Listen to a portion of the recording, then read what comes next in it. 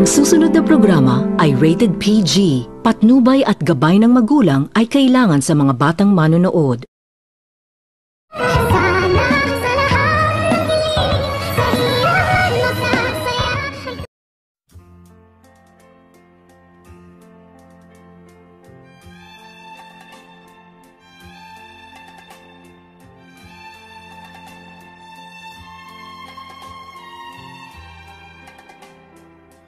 Sukdulan ang galit ni Don Pipi pagkatapos nitong malaman ni Don Pipi ang katotohanan na niluloko lamang ng mag-ina ni Moira at itong si Zoe ang kanyang anak na itong si Ubing, at hindi lamang umano si Ubing ay niloko umano silang lahat. At dito gigiliiti ito ng galit itong si Don Pipi sa mga katotohanan ng kanyang nalalaman, at dito agad naman din itong hinanap ni Don Pipi itong si Zoe sa Apex Medical Hospital dahil ang buong akala nito ni Don Pipi ay nandoon pa sa Apex Medical Hospital itong si Zoe. Ngunit nang hanapin ito ni Don Pipi ay hindi na nito nakita pa ni Don Pipi dahil nalaman nito ni Zoe na alam na umano ni Don Pipi ang katotohanan na kanilang tinatago, at hanap na umano ni Don Pipi itong si Zoe. Sa kadahilanan na agad naman din itong lumabas itong si Zoe sa Apex Medical Hospital, at agad nitong tinawagan ni Zoe ang kanyang mami at isinumbong nito ni Zoe na alam na umano na kanyang kinikilalang lulo na itong si Don Pipi ang kanilang sikreto.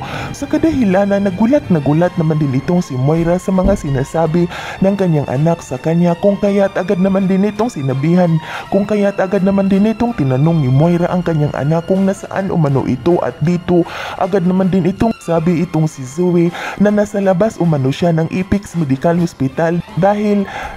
tinakasan umano niya ang kanyang lulo dahil paninigurado umano na pag makita ito ng kanyang lulo ay magagalit umano ito sa kanya.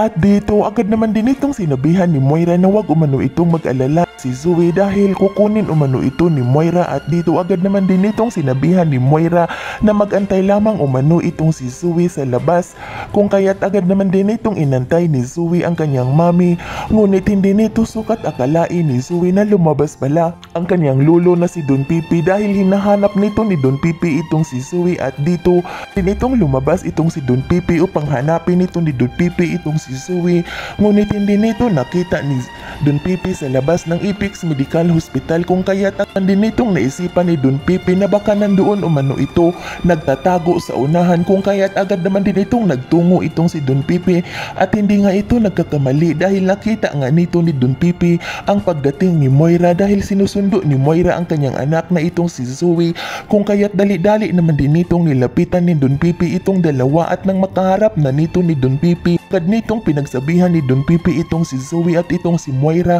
na mga manluloko umano itong tao. Yan ay ating aabangan sa susunod pa na pangyayari sa kaganapang ito ng abot kamay na pangarap. Huwag mong kalimutang isubscribe at i-hit ang notification bell ng aking channel.